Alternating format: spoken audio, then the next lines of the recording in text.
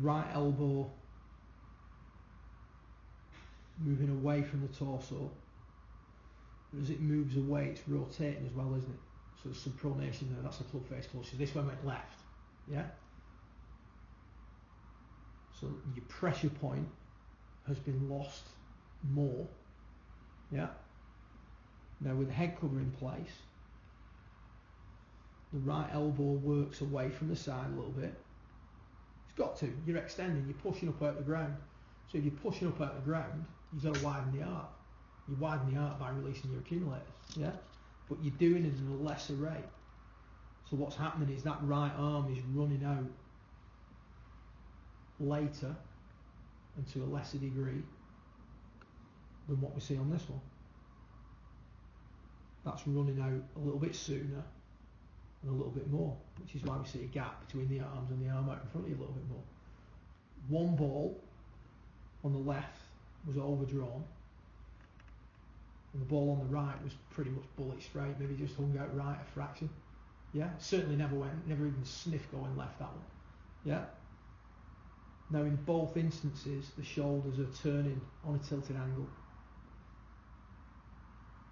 The pivot is a fraction more continuous on the right, so that pressure point's affecting the way you pivot. On the left, the pivot just stalls ever so slightly. But again, is it as visible as what the right arm's doing? No, but we know if that right arm is under control, the pivot's going to be better, isn't it? So you're reverse engineering that, you're using that pressure point to help get that in there. So there's a difference. One ball went maybe 20 yards left, the other one's gone side of the pin, but certainly never looked like going left on you. Yeah. So you're just squeezing that pressure point. A head cover's making you squeeze that pressure point or maintain that pressure point for a little bit longer. Yeah. So you're practicing in that environment and you're doing that over and over and over and over again. Your pivot's going to improve. But also your club face closure is going to get under control, isn't it? Depending on what attachment we talked before about what attachment you choose, whether you have a little bit of an open club face, whether you want to turn through it more aggressively, you can hit fades, draws, do whatever you want. I mean, the bottom line is you miss when you're doing the drill is really tight anyway. And when you go out and play golf, the reality of it is a lot of the time you're trying to push it just right of a left hand pin or keep it left of a right hand pin.